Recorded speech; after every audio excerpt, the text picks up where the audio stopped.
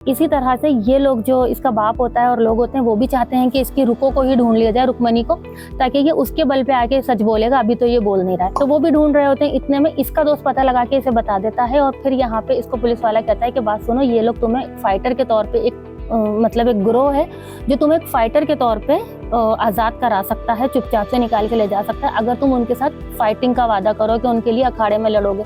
तो जैसा कि नाम से पता चल रहा है, रेट्रो ये पुराने दौर की मूवी है जब पाकिस्तान, इंडिया और ये सब इनके रहमो करम पे थे अंग्रेज़ों के। तो ये लोग जाके इसको ले जाते हैं कि तुम इनके लिए लड़ो, लेकिन होता ये कि ये इसको मना कर देता है कि मैंने तो नहीं लड़ना। लेकिन जब इसको पता चलता है कि रुक्मणी मिल गई है, तो बस उसके बाद वो ये कहता है कि जी अब मैं पुलिस वालों से कहता है कि मैं राजी हूँ इसके लिए। और जब इसको यहाँ से निकालते हैं तो वो पहुँच जाता है ब्लैक आइलैंड पे, कहाँ पे, जहाँ पे वो लड़की रह रही होती है। वहाँ जाके पता चलता है कि वहाँ के लोग तो बड़े वो हैं। अब ये वहाँ जाने के लिए क्या करता है कि एक हंसी का डॉक्टर इनके यहाँ आता है, तो ये उस हंसी के डॉक्टर के पास जाता है लाफ्टर थेरेपी करवाने के लिए। फिर ये उसको कहता है कि मैं एज ए लाफ्टर थेरेपिस्ट जाऊँगा और तुम मेरे कंपाउंडर बन के चलना। ये वहाँ चले जाते हैं, वहाँ जाके ये लोग सबको कर रहे होते हैं। तो वहाँ पे रुक्मणी इसको देखती है जो कि पूजा है, और पूजा बगैर मेकअप की आती है। तो मुझे बहुत रिस्पेक्टेबल लगा मुझे कि एक बंदी ने तमिल मूवी में काम किया और उसने अपने आप को इतना नेचुरल दिखाया, वरना अदाकाराएं नहीं मानती हैं कि छोटे छोटे से कैरेक्टर करने के लिए भी वो कहती हैं वो चीज़ थी ना, ब्राइट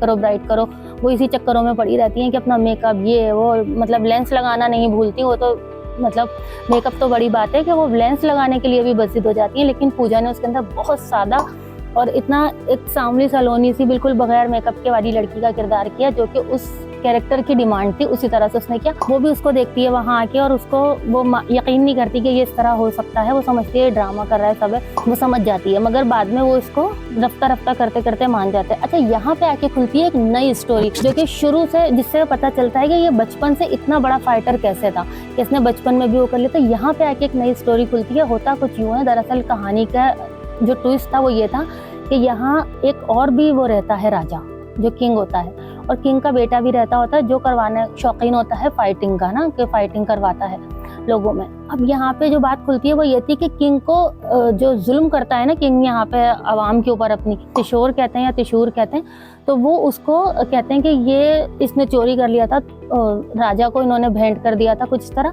तो वो चाहते हैं कि ये राजा से लेके वापस उसी भगवान के पास रखें, लेकिन भगवान का दरवाज़ा उन्होंने कर दिया होता है बंद और आवाम वहाँ पे रो रही होती है और वो आवाम बिल्कुल इसकी तरह ही हो जाती है, कभी हंस नहीं पाती है। तो वहाँ से खुलता है कि दरअसल इसका जो ना हंसने का जो एलिमेंट है ना, वो उस आवाम की वजह से, क्योंकि ये खुद उसी कौम का हिस्सा है, बचपन से इसको छुपा दिया गया था। होता ये है कि जब वो त्रिशूल ले लेते हैं भगवान से और दरवाजे बंद कर देते हैं भगवान के, तो उनको नजूमी बताता है कि एक ऐसा बच्चा पैदा होगा यहाँ पे जिसके पेट पे त्रिशूल का निशान होगा, त्रिशूल का, और वो जो है आके इन सबका मसीहा बनेगा और तुम्हारा राजधानी को खत्म कर देगा, तुम्हें नेस्तो नाबूद कर देगा और इसके दरवाजे वापस खोल देगा, भगवान के दरवाजे। तो वो क्या करता है कि जितने भी बच्चे पैदा हो रहे होते हैं सबको मरवा देता है। तो ये बच्चा जब पैदा होता है, जो कि हमारे था सूर्य जब पैदा होता है छोटा सा, तो इसके जिस्म पे वो निशान होता है। तो जो भी बच्चा पैदा होता है राजा के पास ले जाके कपड़ा हटा के पेट दिखाते हैं उसका, तो किसी पे निशान नहीं होता। तो राजा जो होता है वो ठप्पा लगाता रहता है सब पे और कहता है 12 साल का हो जाए तो इसको भी गुलामी में काम पे भेज देना। लेकिन इस बच्चे को छुपा देते हैं ये लोग मंदिर के यहाँ से, और किसी तरह से निकल के बचा के जाके ये बच्चा पहुंच जाता है उस फैमिली के पास, और वहां से पल बढ़ के और यहाँ पे 20 साल का होके वापस आ जाता है। अब ये यहाँ पर आता है, लोगों के लिए बड़ा वो बन जाता है मसीहा टाइप का, लोग लाफ्टर के लिए भी बुलाते हैं, लोग हंसना भी थोड़ा बहुत शुरू कर देते हैं। मगर फिर इसके कुछ दुश्मन भी बन जाते हैं गांव के ही लोग कि ये कौन है, क्यों आया है इसको। तो इसको जब देखते हैं कि ये तो बड़ा कोई बनता जा रहा है, अपनी जगह बना ली है और ये राजाओं के साथ मिला हुआ है, और इस तरह हमें भी लाफ्टर थेरेपी करता है, राजाओं के साथ भी मिला हुआ है, ये क्या है। तो लोग गाँव के जो होते हैं वो चाहते हैं कि हम इसे मार देंगे। जब वो इसे मारने जाते हैं तो ये होता है समंदर पे डूब जाता है ये चुपके से ना, मतलब ये अपने आप को बचाने के लिए समंदर में डूबता है। और फिर जब ये कश्ती पे खड़ा होता है ना, तो इसकी शर्ट उतार के आवाज देता है, तो तब जितने भी लोग होते हैं ना उन सबको उसके सीने पेट पे बना हुआ वो त्रिशूल दिखता है। और यहाँ पे सब लोग घुटनों के बल बैठ जाते हैं और फिर कहते हैं, उसको सच बताते हैं कि तुम वो मसीहा हो जिसका हम इंतजार कर रहे थे। फिर हीरोइन को भी पता चलता है और फिर ये आके इन लोगों के लिए लड़ता है, और लड़ने के बाद फिर ये राजा के बेटे को भी मारने का करता है, राजा को भी मारता है। क्योंकि ये कहानी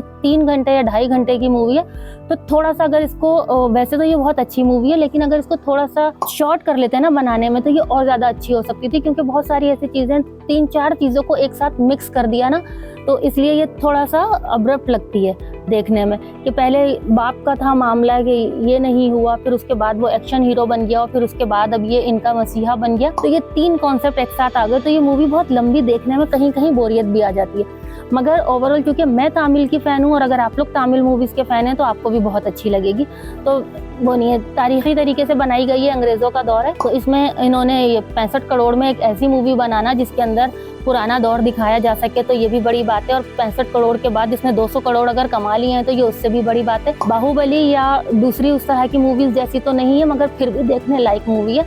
ये देवरा जैसी भी नहीं है, लेकिन हाँ, बाहुबली देवरा ये थोड़ी ज़रा डिफरेंट थी और उनको देखने में ज़्यादा मज़ा आया, मगर फिर भी आप रेट्रो देख सकते हैं। और तमिल का जो म्यूज़िक होता है वो बड़ा कमाल का होता है, क्योंकि मैंने तो हिंदी में देखी है, तो हिंदी में भी बड़ी मज़े की लगी है ये। और उन्होंने म्यूज़िक, गाने मुझे इतने अच्छे नहीं समझ में आए, लेकिन मुझे यकीन है कि जो तमिल लिरिक्स होंगे ना, क्योंकि बनाए तो उसी धुन पर है ना उन्होंने गाने, उर्दू ये हिंदी कर लिए, लेकिन जो तमिल लिरिक्स के ऊपर होंगे तो यकीनन वो ज़्यादा अच्छे गाने होंगे। तो मुझे इसका म्यूज़िक भी बड़ा अच्छा लगा, मज़ेदार मूवी है, आप लोग इसे ज़रूर देखिएगा। हो सकता है कि, और अब देखने के बाद आप मुझे कमेंट में बताइएगा कि क्या मैंने जो इसके बारे में समझा बताया वो सही है, या आपको लगता है कि ये मूवी उतनी अच्छी नहीं है जितनी मैं आपको बता रही हूँ। इसके साथ ही मुझे दें इजाज़त, नेक्स्ट किसी और वीडियो में मैं आपके साथ किसी और मूवी को लेकर हाजिर होंगी। आप लोगों को मेरी तरफ से अल्लाह हाफिज़, ईद मुबारक।